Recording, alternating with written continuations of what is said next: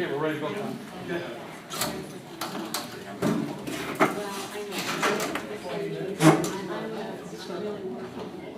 Okay, we'll call the meeting back to order here. We'll move on to number 7 here.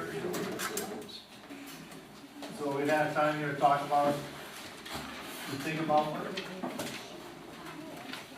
I guess what the 2 plots left that we have here. Let this marinate on the brain for a little bit. Does anybody? So I guess I'll take it up right away here at that corner of E, and I'd like to make a motion to make that plot low density multifamily. Second. Okay, is there any discussion? Well, I guess I kind of look at this as a long-term, this odd-shaped lot was created when the property was built, or I should say when it was developed, originally and platted.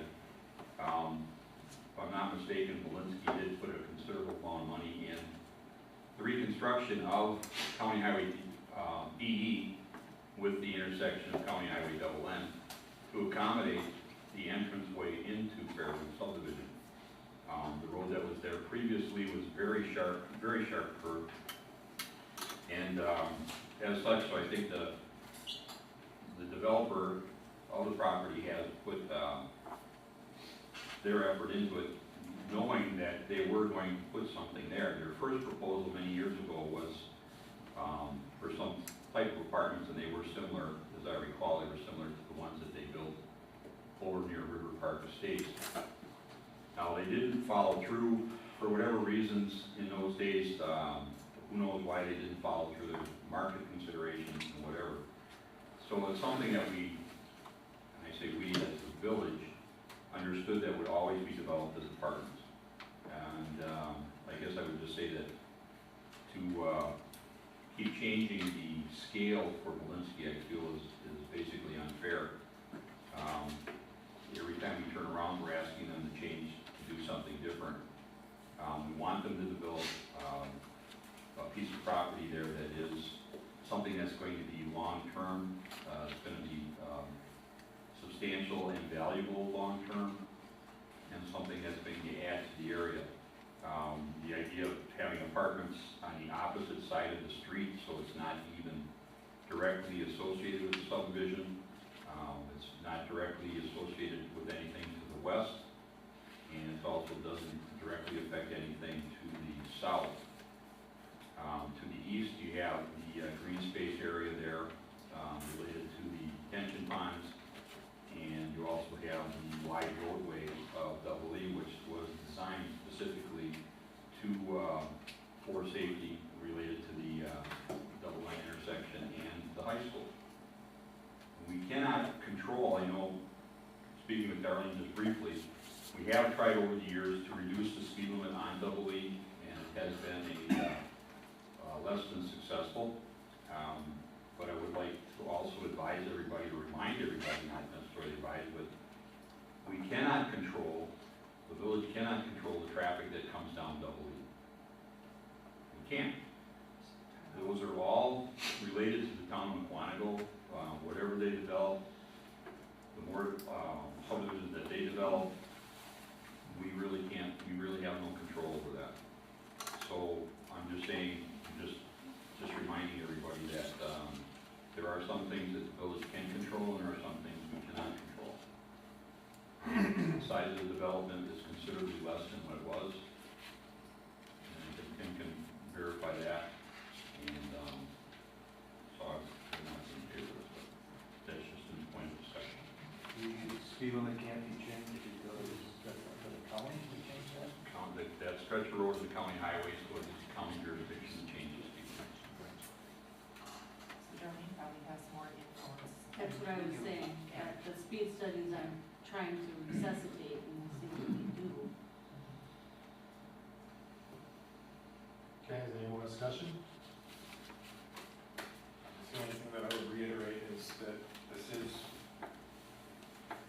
an asking to go, or looking at the medium density multifamily that's intended to be located as a transition between more intense and less intense. And if the more intense is a school, I just don't, I guess I don't see